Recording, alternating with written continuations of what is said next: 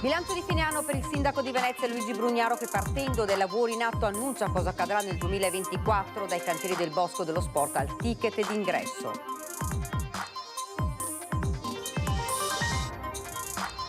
È botta e risposta a distanza tra il sindaco Brugnaro ed il consigliere di opposizione Giovanni Andrea Martini al centro della disputa la bandiera di Israele che continua a sventolare dal balcone del municipio e della città. La bandiera di Israele esposta dal Comune di Venezia divide la cittadinanza fra favorevoli e contrari. Nel frattempo in Israele non si potranno più esporre le bandiere palestinesi definite simbolo del terrorismo. Stipendi e pensioni al palo, Venezia è la città più povera del nord-est, a dirlo l'indagine della Fondazione Pellicani sui dati del Ministero dell'Economia e delle Finanze. Violenta rissa in via Piavi ieri pomeriggio verso le 17 tra due gruppi contendenti, ovvero spacciatori e tossicodipendenti, massiccio il numero di agenti intervenuti per riportare la calma. Il 36% dei medici del Veneto pensa di lasciare il pubblico e 1 su 4 non rifarebbe il dottore. L'indagine della Federazione Medici Internisti Ospedalieri condotta su un campione rappresentativo di camici bianchi di tutte le regioni. Buonasera, ben ritrovati dalla redazione di Venezia. Dunque questi titoli, il bilancio di fine anno per il sindaco di Venezia Luigi Brugnaro, che partendo dai lavori in atto annuncia che cosa accadrà nel 2024.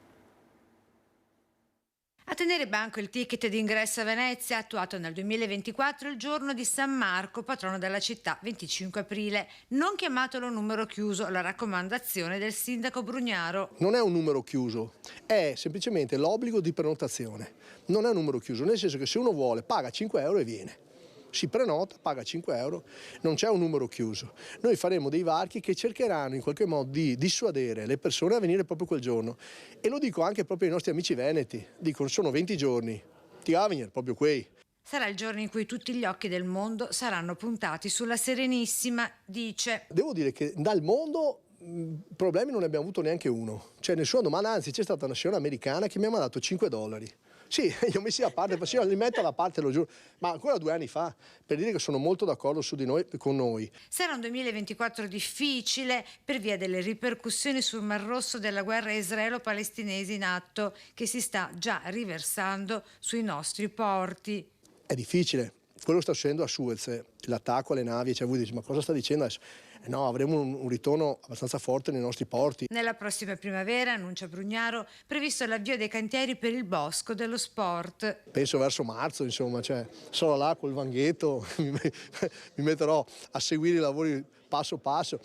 Inizieremo la stazione di Mestre, abbiamo consegnato il polo di San Giuliano, lo dico anche ai ragazzi che studiano a Padova, provate a informarvi perché ci sono palestre dentro, non c'è soltanto la voga, un po' l'idea del campus all'inglese. Tra i progetti in atto l'avvio dei lavori della seconda vasca di accumulo dell'acqua Piovana Mestre per l'area Carpenedo-Bissuola, investimento da 20 milioni di euro. Quindi i programmi per la mobilità pubblica sostenibile con l'acquisto di 90 bus di idrogeno e i mezzi elettrici per il trasporto pubblico al Lido. Abbiamo appena appaltato un impianto di produzione di idrogeno a Marghera, primo in Italia, produrremo l'idrogeno e lo caricheremo sui 90 auto, perché non basta comprare gli auto, devi caricarli tutte le sere, no? Brugnaro ha difeso inoltre i provvedimenti per la fondazione dei musei civici, trovati a inizio mandato in un degrado totale, conclude. Quest'anno l'anno migliore della fondazione dei musei, in assoluto.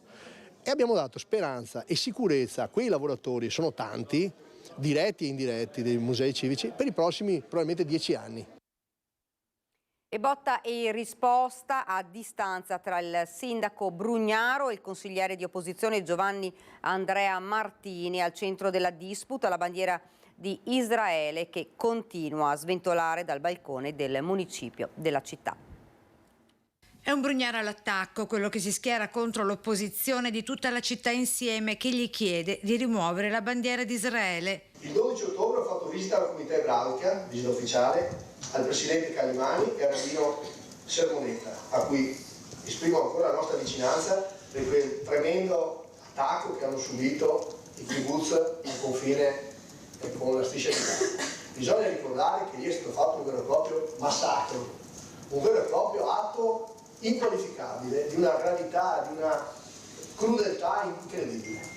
Quindi mettiamoci anche nella testa e nei panni di quella gente. E lì non è possibile in quel modo là, è impossibile non pensare di intervenire. Adesso, proprio perché noi abbiamo esposto la bandiera di Israele e hanno offeso anche per questo, perché davo la solidarietà a della gente aggredita, perché questo è il gesto. Pacata ma ferma l'immediata risposta di Giovanni Andrea Martini, che ha sollevato la questione scrivendo anche al neoprefetto di Venezia. Oggi il sindaco nel discorso di fine anno ha ribadito che manterrà alla balconata di Cafarsetti la bandiera di Israele. È una scelta che porta la nostra città alla luce del mondo come una città di parte e non una città di pace. È invece la bandiera della pace quella che tradurrebbe meglio il sentimento nostro, dei veneziani e forse probabilmente del mondo. La città non può pensare di essere una città di parte, ma deve essere una città di pace. Infine il cambio di passo del primo cittadino, ricordando in questo 2023 le vittime della strage del bus e non ultime di femminicidio, con Giulia Cecchettin e la trevigiana Vanessa Ballan. La bandiera di Israele esposta dal balcone del comune di Venezia divide la cittadinanza tra favorevoli e contrari. Nel frattempo in Israele non si potranno più esporre le bandiere palestinesi, il governo le definisce simbolo di terrorismo. Anch'io ritengo che forse è meglio toglierla perché conviene non essere di parte in questa circostanza. Bisogna essere neutrali in una situazione tanto controversa. Allora sì, no, in questo caso andrebbe tolta. Sulla questione della bandiera israeliana fissa sul balcone del municipio di Venezia la gente si divide fra favorevoli e contrari. In maggioranza le persone sono contrarie allo schieramento nei confronti di una sola parte. Issare soltanto una bandiera significa non tener conto di quanto sta subendo il popolo palestinese, ci dicono in molti. In questo momento di tensione è importante ricordare che la solidarietà e il rispetto reciproco sono fondamentali per costruire una società inclusiva e pacifica. La questione è trovare un modo per sistemare, non schierarsi da una parte o dall'altra, perché ognuno ha fatto degli errori nel tempo e quindi va trovata una soluzione. Poteva starci all'inizio perché quello che era successo era sbagliato, però adesso con la questione che la cosa prosegue e va avanti è palesemente uno schieramento questo. C'è chi invoca l'imparzialità e c'è anche chi si schiera palesemente contro Israele. Assolutamente inappropriata, perché sarebbe ora di schierarsi e di vedere che questi stanno massacrando bambini, donne, di tutto, e che quindi bandiera di Israele non c'entra niente. E non c'è niente a che fare con l'antisemitismo, tra l'altro. Difendiamo la Palestina, togliamo la bandiera di Israele. Minori, cittadini che capiscono il gesto del sindaco Brugnaro e difendono Israele. Io penso che la bandiera possiamo anche lasciarla, perché la guerra riguarda Israele ma riguarda anche tutto il mondo. È un modo di far vedere anche una simpatia verso Israele, perché ci sono anche ebrei che hanno vissuto a Venezia, che hanno anche le loro storie anche qua. Allora è un modo di fare vedere un compassione, un amore, ma non un conflitto. Numerosi, poco informati, chi non è a conoscenza della guerra e chi non vuole affrontare l'argomento. Non voglio parlarne, mi spiace. Secondo una recente indagine sui redditi della Fondazione Gianni Pellicani, sui dati del Ministero dell'Economia e delle Finanze, Venezia è la provincia più povera rispetto agli altri capoluoghi del nord-est, ma anche in confronto ad altre città turistiche come Milano, Bologna, Firenze e Roma. Lo studio evidenzia come i redditi medi annui veneziani di stipendi e pensioni rispetto a quelli di Padova, Treviso, Verona, Belluno e Rovigo e in parte anche Vicenza sono rimasti praticamente gli stessi in 10 anni. Il dato fa molto riflettere. Venezia, che detiene il record di presenze turistiche, risulta la più povera del nord-est. Il quartiere Aretusa da Mestre è assediato da una baby gang che vandalizza l'area e crea fastidio ai residenti. Un ultimo atto vandalico questa notte, quando alcuni di loro hanno imbrattato i muri anche con delle scritte. I residenti del quartiere Aretusa a Mestre stanno vivendo un'esperienza spiacevole a causa di una baby gang composta da giovani che stanno compiendo 18 anni e che vivono nel quartiere. Sono stranieri e italiani, a volte nati da genitori misti, ma c'è anche qualche mestrino da generazioni. I ragazzi, oltre a compiere dei veri e propri atti vandalici, creano fastidi e preoccupano gli abitanti. C'è la gente che viene qua a giocare alla sera, di notte, a pallone, ma addirittura c'è anche gente che viene a fumare erba con i bambini. Sei qua con i bambini e senti odore di marijuana. Mio papà è stato picchiato una notte perché ha chiesto di far meno rumore, va al lavoro la mattina presto, c'erano i ragazzi e mio papà giustamente ha chiesto un po' di silenzio, è stato quasi menato, un pugno gli è arrivato, quindi siamo proprio arrivati in una situazione precaria qui, cioè non si può più dormire la notte, casino, e poi più anche per i bambini, al pomeriggio si ha paura di andare giù, non va bene. La gente del quartiere si sente indifesa, i bulli quando si trovano insieme diventano pericolosi. L'ultimo atto vandalico questa notte quando alcuni di loro hanno imbrattato i muri con della vernice nera. Queste scritte qui sono una novità? Sì, sono una novità, questa mattina ci siamo svegliati, siamo scesi e ce li siamo trovati qui e davanti alla casa di là. Sono novità perché avevano appena ristrutturato da poco, il sindaco Brugnaro aveva fatto il piano qui per ristrutturare e ci siamo trovati le scritte. Le avevano coperte quelle vecchie, adesso ci siamo ritrovati queste nuove qua. Di notte il quartiere è terra di nessuno e la baby gang, per divertimento o per noia, è libera di compiere le scorribande. Poco tempo fa alcuni di loro si sono divertiti a rompere i festoni dell'albero di Natale e la pietra che contorna la piazza. Il loro comportamento è generalmente incivile, come quando buttano la buccia di banana di fronte al cestino dell'immondizia. I residenti, sebbene intimoriti, non ci stanno a sopportare questi comportamenti e chiedono un rafforzamento dei controlli da parte delle forze dell'ordine. Io non voglio fare il sceriffo della città, però non sono d'accordo di tutte queste robe che succede. Vengono qua alle 2-3 di notte con le biciclette, fanno i corsi e si vede tutte le frenate sul pavimento. Vanno al campo di atletica a San Giuliano, rubano le porte e vengono a giocare al pallone. Non se ne può più. Violenta rissa in via Piave a Mestre, massiccio l'intervento degli agenti della polizia locale per riportare l'ordine. Violenta rissa in via Piave giovedì pomeriggio verso le 17 quando si è reso necessario un massiccio intervento di ben 4 auto e una camionetta degli uomini delle forze dell'ordine. L'aggressione avvenuta tra consumatori di sostanze stupefacenti e un gruppo di spacciatori, tutti volti noti della zona. La violenta rissa all'esterno di uno dei bar della zona definita la Polveriera di Mestre, tanto di giorno quanto di notte. Il bar, l'ex Galliano, all'esterno del quale è avvenuta la violenta rissa, nel corso di questi ultimi mesi è stato chiuso a più riprese per ragioni di ordine pubblico. Ieri gli agenti della polizia locale sono rimasti a presidiare la zona per oltre un'ora, anche dopo aver riportato l'ordine tra i due gruppi rivali, i quali sono stati condotti in centrale per l'approfondimento dei controlli e le denunce. Ora ci fermiamo un attimo, c'è la pubblicità.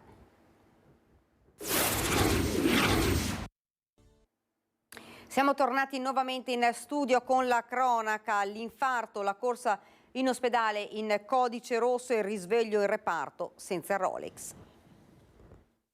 Colpito da un attacco di cuore in ufficio, viene ricoverato in terapia intensiva all'Angelo di Mestre. Al risveglio non trova più il Rolex che aveva al polso. Brutta disavventura per un 35enne di Mogliano che lavora nella zona di Malcontenta. Si è sentito male il 17 novembre scorso mentre si trovava al lavoro al porto. Quel giorno, verso le 19, l'infarto, quindi la corsa in ospedale a Mestre in codice rosso, il lungo ricovero in terapia intensiva e il risveglio senza il Rolex che portava al polso al momento dell'arrivo in reparto. Il caso ha portato a un esposto alla direzione dell'Alse 3 Serenissima e a una denuncia ai carabinieri e alla magistratura. L'Alse 3, da parte sua, sta effettuando tutte le verifiche interne previste dalla normativa.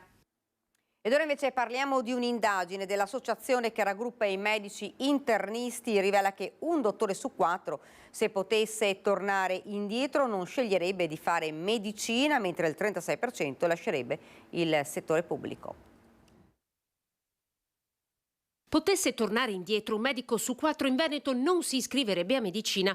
Il dato preoccupante emerge dall'indagine condotta a livello nazionale da FADOI, la Federazione dei Medici Internisti Ospedalieri. Uno scoramento evidente dai dati raccolti. Il più preoccupante è quello sulle intenzioni di abbandonare la sanità pubblica. Il 36% degli intervistati pensa di appendere in anticipo il camice bianco al chiodo, soprattutto per evitare presenti e futuri tagli alle pensioni, ma anche per i carichi di lavoro eccessivi. Eppure, nonostante nonostante le intenzioni personali, oltre il 70% degli intervistati vede ancora il Servizio Sanitario Nazionale come un baluardo del diritto alla salute. Per il 25% il problema rimane la carenza di personale medico ed infermieristico, soprattutto se rapportato all'intensità di cura medio-alta dei reparti di medicina interna, ancora classificati come reparti a bassa intensità di cura, nonostante assorbano circa il 50% di tutti i ricoveri ospedalieri. La scarsa valorizzazione del medico di medicina interna nell'organizzazione del lavoro ospedaliero è invece segnalata da un altro 25% degli internisti, quasi un plebiscito per l'utilizzo degli specializzandi a copertura dei vuoti in pianta organica. I Camici Bianchi del Veneto bocciano anche la proposta di pagare meglio gli straordinari come previsto dalla manovra per recuperare lo scoglio delle liste d'attesa. Quasi la metà degli intervistati infatti ha dichiarato che basterebbe assumere più personale.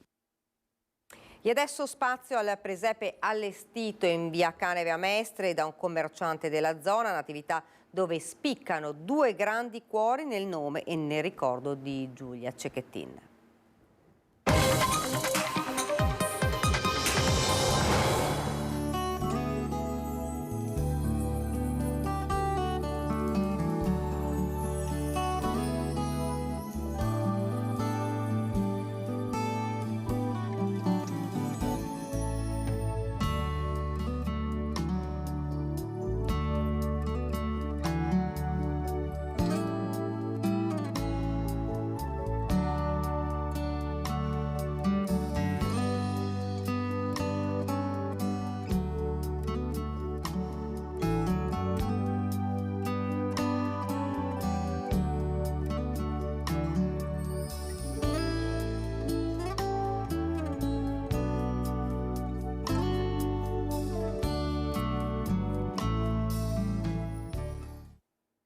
E con queste belle immagini si chiude il telegiornale di Venezia. Grazie davvero per averci seguito. Ovviamente vi lascio alle previsioni del tempo. Arrivederci.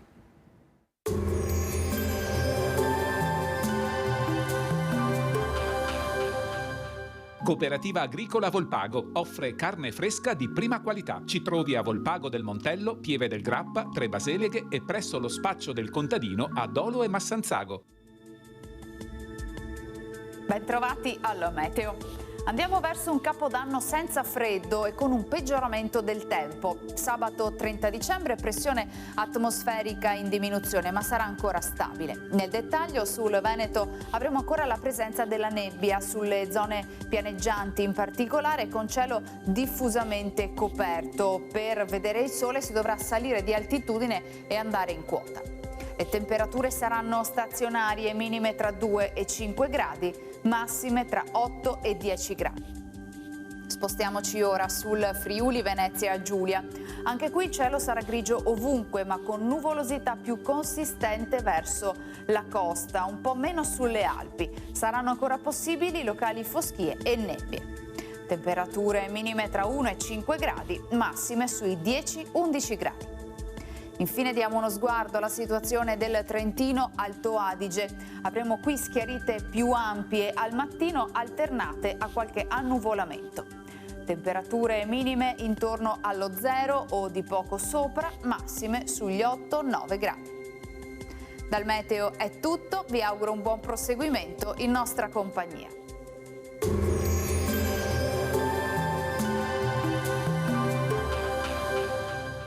Cooperativa Agricola Volpago offre carne fresca di prima qualità. Ci trovi a Volpago del Montello, Pieve del Grappa, Tre Baseleghe e presso lo spaccio del contadino a Dolo e Massanzago.